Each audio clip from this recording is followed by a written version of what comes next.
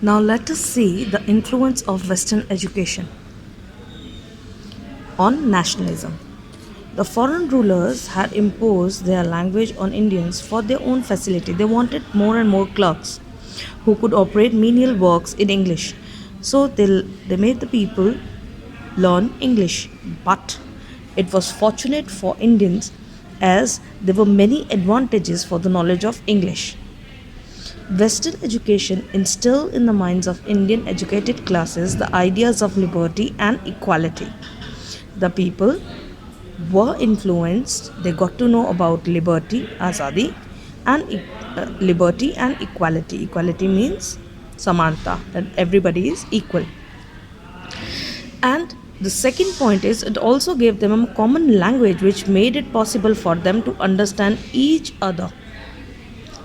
Now people, though they belong to different regions, but now they have a common language, so they can converse and they can understand each other. And third, they can plan a common program of action. They can group up, they can plan out something against the Britishers. So that was the three advantages under this Western education. Nationalists in India drew inspiration from the works of Locke, J.S. Mill, Ruskin, and Voltaire. Waller. Next point, they were also influenced by the French Revolution and the wars of Italian unification. The French Revolution happened just because the people were not satisfied with the ruling class. They revolted because they wanted that everybody should get the equality and they should get their own rights. Next is Next point is that the battle cry of French revolutionaries, liberty, equality, and fraternity, certainly enthused Indian activists who quickly became nationalists, democrats, and socialists. And many young men went to England to receive education or for other purposes. There were many resourceful people who went to England to study.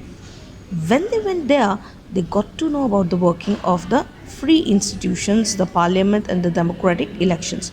So they were influenced by it and they wanted all those things here in India also. Next, we are going to study about the role of press and Indian literature. Press have the separate points as well as Indian literature, but when the question comes, we can use both of them all together.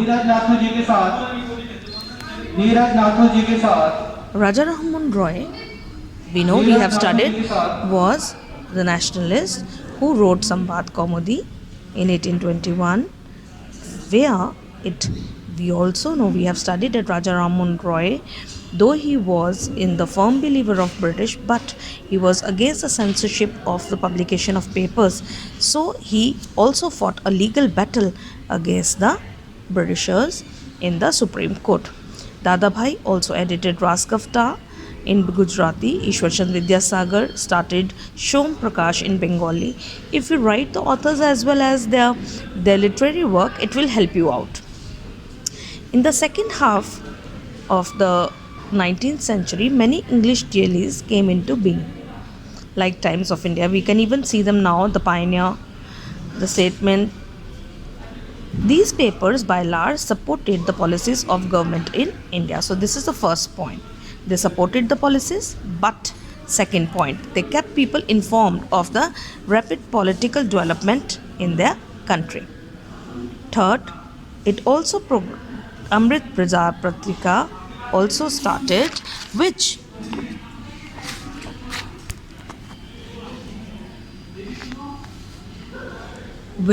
all these newspapers, they had a great influence as these papers fostered patriotism. लोगों के अंदर देशभक्ति की भावनाएं आई and the ideas of liberty and justice also came into the beings.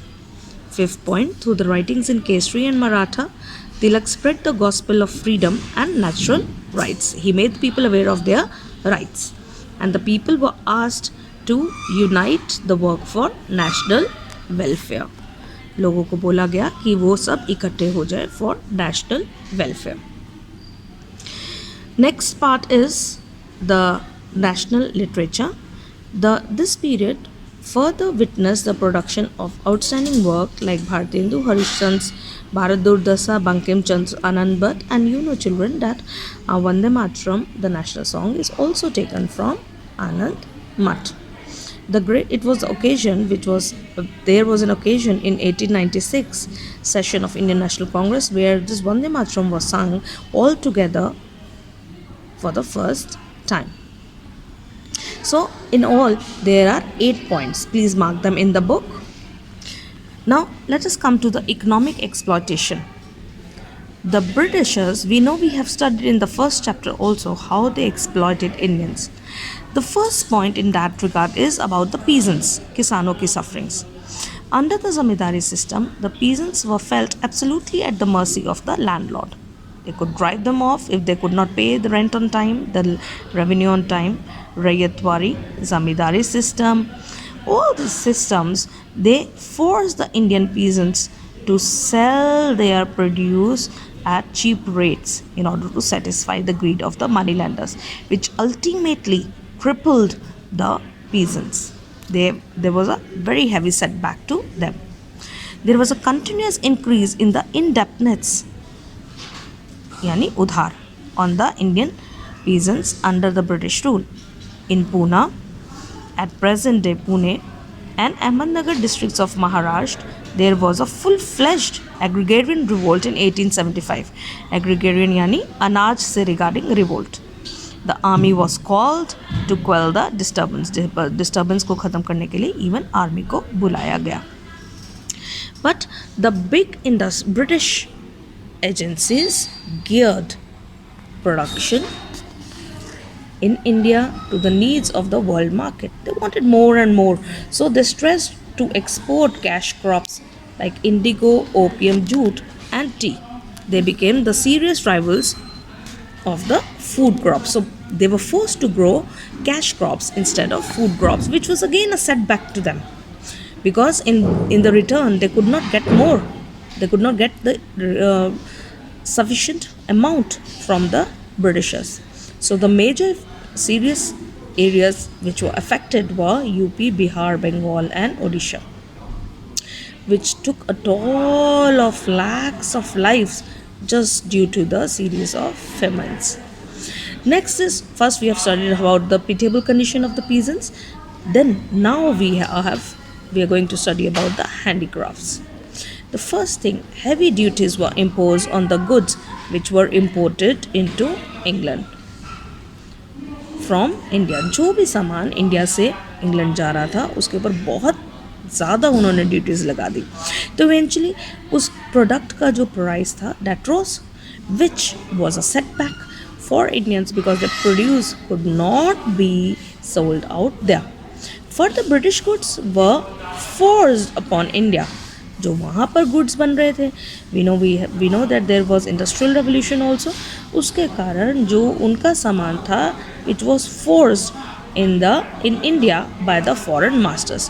तो ये दो policies ऐसी थी जिसने इंडियन हैंडीक्राफ्ट को पूरी तरीके से डिस्ट्रॉय कर दिया. Even sir William Hume Hunter remarked in 1880 that there remained 40 million of Indians who go through life on insufficient food. So we can imagine the pitiable conditions of Indian at that time. Let us come to the next, that is the dissatisfied educated youth. बेटा जब काम नहीं है, कुछ नहीं है, government उनको काम नहीं दे रही है, they were out of the jobs. So but of course they'll be unemployed and dissatisfied. So that is the main reason. Surendranath Banerjee, the IAS officer, was dismissed from the service on a superficial, जानबूझकर झूठ-मूठ के आरोप लगाकर. The man who was thus denied an opportunity to serve the British government, says R.C. Majumdar, was destined to be the leader of the great national movement. And eventually after that we know that Surendranath Banerjee was a very prominent leader. Next is government ignored people's welfare. Most important thing, they used to collect a lot of money, we have studied earlier also, but the government did very little to promote the welfare of the people. Huge expenditure was incurred on army. सबसे ज़्यादा पैसे जो था वो army में और police को maintain करने में लगा रहा था. Second Afghan War, Third Burmese War, other military operations demanded sharp increase in military budget, which increased from 200 million to 300 million rupees. पैसा तो बहुत चाहिए मिलिट्री को मेंटेन करने के लिए, but for development it was zero.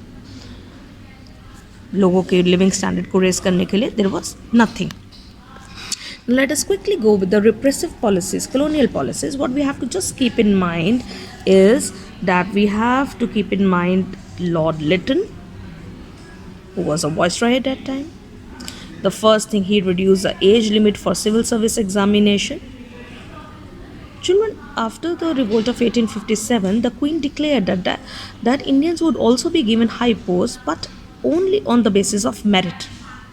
So, for that, they used to conduct a civil service examination, and he reduced the age from 21 to 19, which was a very difficult criteria.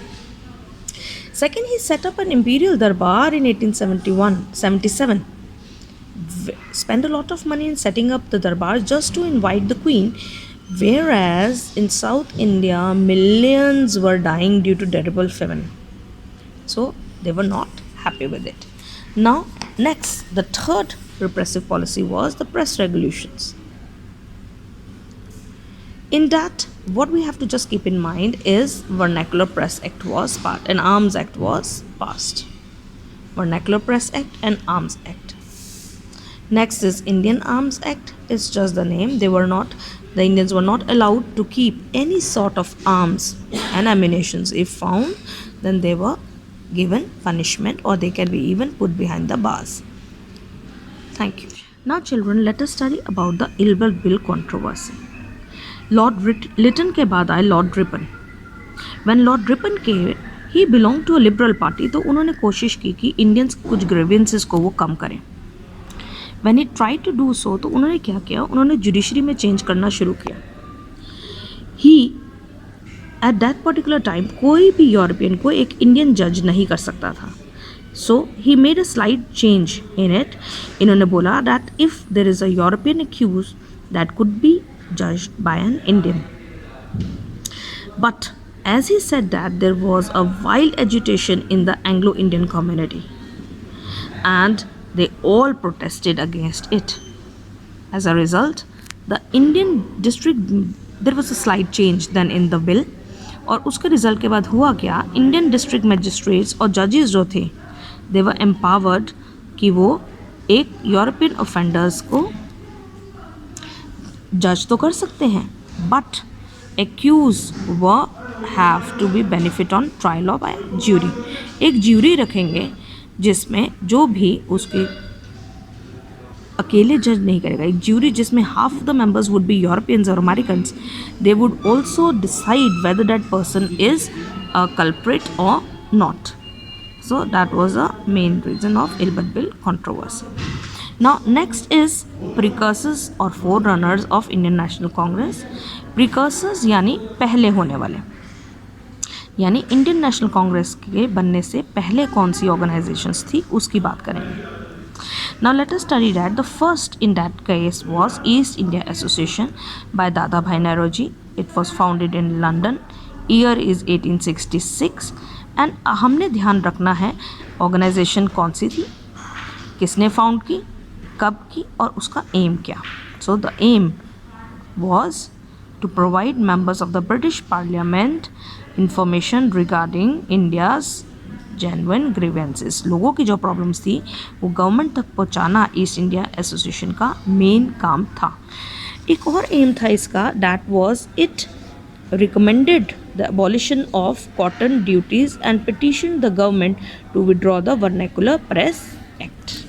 उन लोगों को, उन्होंने government को ये convince किया कि वो vernacular press act को भी हटाएं. नेक्स्ट, सेकेंड वॉज पूना सार्वजनिक सभा started by Justice Ranade. Year is 1870. Aim tha ask the people to take khadi and not to send a penny out of country. Means they wanted to stress on Swadeshi goods. Third, Indian Association, Surendranath Banerjee. Year 1876. Place is Kolkata. Objects क्या थे? To unite Indians upon the basic of the common political interest and believes and to promote brotherly feelings between the Hindus and Muslims. Third, to agitate for the constitutional government के खिलाफ agitate करना, Hindus Muslims को इकट्ठा लाना और Indians को unite करना on the basis of common political interest and believes. It also agitated against Arms Act and Vernacular Press Act. So this was the main work. Now, this eventually there was a conference that happened that was called as an All India Organization. Surendra Banerjee took the lead, convened the Indian National Conference at Kolkata 1885, which eventually turned out as Indian National Congress in 1885. That was the time where it was made. When we talk of Indian National Congress, what we have to keep in mind is that it was formed by Mr. A.O. Hume. He was a retired civil person, and its first conference was attended by 72 delegates from all parties. There were many other people also, like Dadabhai Naoroji, W.C. Banerjee, K.T. Talang, Firoz Shah Mehta, Badruddin Tyabji, G. Subramanya Iyer, N.G. Chandravarkar, Justice Rana Day, Bairamji Malabari. So this was the session. इनके साथ साथ what we have to keep in mind is the first president, that was W.C. Banerjee. Setup तो किया A.O. Hume ने. He was the person, A.O. Hume was the person who set it up. But eventually, the first president was W.C. Banerjee. Place where it happened was at Mumbai in December 1885. So, what we have to keep in mind, the first session, it was formed by A.O. Hume. First president was W.C. Banerjee.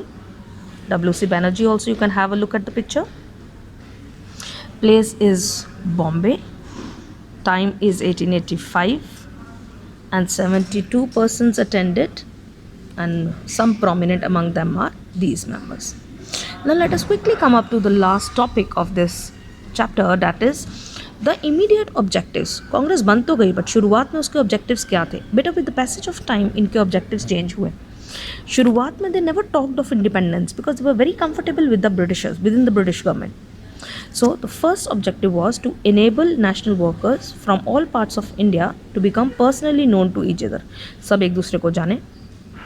Racial, religious, provincial prejudices सब खत्म हो, to end all of them and to promote a feeling of national unity among the lovers of the country.